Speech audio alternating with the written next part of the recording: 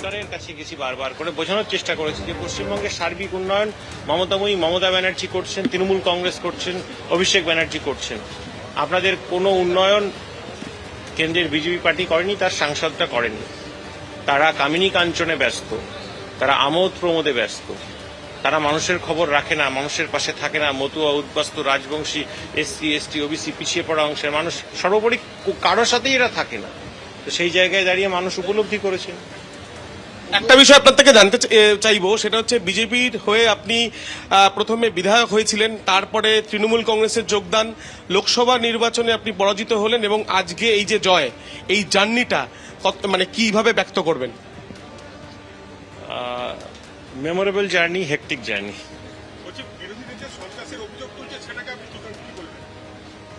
বিরোধীরা কি করেছিল সেই সম্বন্ধে আপনাদের জানা নেই। শান্তিপুরে তারা গেরুয়া জঙ্গি ঢুকিয়েছিল, বাইরে স্টেট এবং পশ্চিমবঙ্গের বিভিন্ন প্রান্ত থেকে আর্মড জঙ্গিরা ঢুকেছিল। আমরা সেগুলোকে কোনো মতে বিদায় করতে পেরেছি। বিভিন্ন জায়গায় তাদের সন্ত্রাসীরা ঢুকে সন্ত্রাসের বাতাবরণ তৈরি করেছে।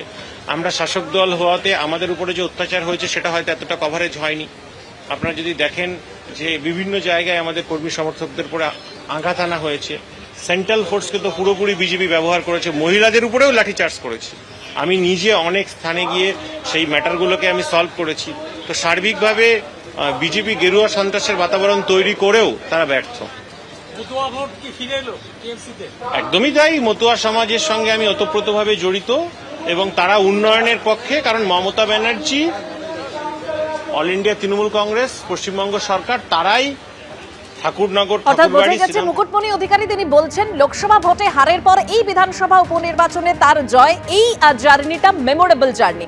এই মুহূর্তে সরাসরি মানিকতলা বিধানসভা কেন্দ্রের দিকে নজর রাখবো, সেখানে একদম সেলিব্রেশন শুরু হয়ে গেছে। উজ্জ্বল মুখোপাধ্যায় আমাদের প্রতিনিধি সরাসরি রয়েছে। উজ্জ্বল, একদমই দেখো, মানিকতলার কেন্দ্রের যেখানে ভোট গণনা হচ্ছে রবীন্দ্রভারতী বিশ্ববিদ্যালয়, তার সামনে কিন্তু এখন একদম আবির খেলা চলছে।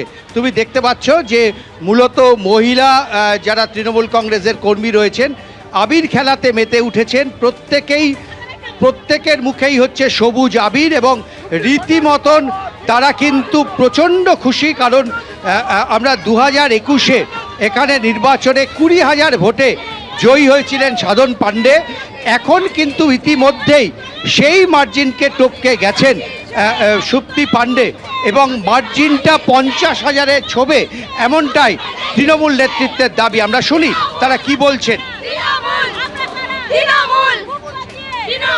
আমরা ছিলাম, আজই থাকবো। মানিকতলা আমাদের দাদা রেখে গেছেন আমাদের জন্য 50,000 ভোটে লিড, 50,000-এরও বেশি ভোটে লিড করবে। নবারের বিধায়ক ছিলেন সাধন পাণ্ডে, কিন্তু 2.5 বছর যে আমাদের ইলেকশন হয়নি, আমরা বিধায়কহীন আমরা বুঝতে পারিনি। তার কারণ আমাদের ছাতার তলায় রেখেছিলেন, একটা জিনিস বলুন, সেটা হচ্ছে সুপ্তি পাণ্ডে প্রায় 35,000-এ জিতছে, কিন্তু শ্রেয়া পাণ্ডে দাঁড়ালে তো আরো মার্জিন বাড়বে।